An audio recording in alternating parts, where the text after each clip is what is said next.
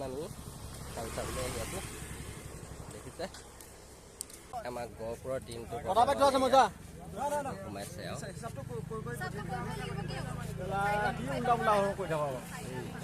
কথা পাতি আছে কথা দিম নেকি ঘূৰাই গৈ আছে।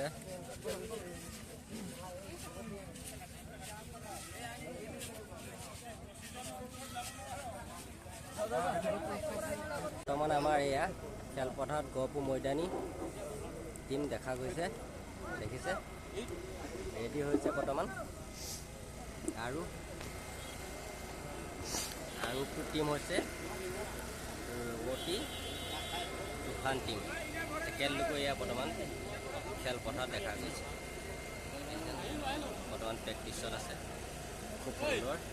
শাখা সমিতি আৰু ধলপুৰ শিমলুগুৰি আঞ্চলিক সমিতি আৰু তথা খেল উদযাপন সমিতিৰ সমূহ কৰ্মকৰ্তা তথা সকলো সংগ্ৰামী শুভেচ্ছা জনাইছোঁ। আমাৰ আজি সৌভাগ্য যে আমি বিশিষ্ট সমাজকৰ্মী মাখন তামুলী ডাঙৰীয়াক আজি আমি এই অনুষ্ঠানত পাইছোঁ, এই খেল পথাৰৰ মজিয়াত পাইছোঁ। বিভিন্ন সময়ত বিহপুৰীয়া সমষ্টিবাসী বা অসমৰ জাতীয় জীৱনৰ প্ৰতি তেখেতে যথেষ্ট অৱদান আগবঢ়াই আহিছে। বিগত বহু বছৰ ধৰি অসম গণ পৰিষদৰ নিচিনা এটা আঞ্চলিক পদাবাদী দলৰ তেখেত ধৰ্যাবাহক হৈ আহিছে। আজি খেলপথাৰখনত তেখেতৰ পদধূৰাই আমাক উৎসাহিত কৰিব, বীৰলাচি থানাৰ মঞ্চখন উৎসাহিত কৰিব।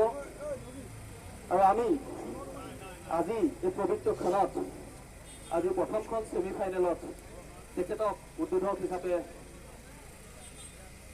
অনুৰোধ জনাবলৈ পাই আমি অতিশয় আনন্দিত হৈছোঁ।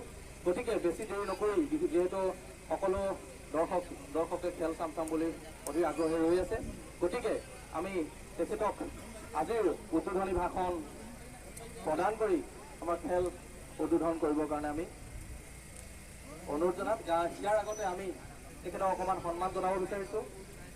তেখেতক অকণমান সন্মান জনাব আমাৰ উদযাপন সমিতিৰ সন্মানীয় সভাপতি জ্যোতি বুঢ়াগোহাঁই ডাঙৰীয়া।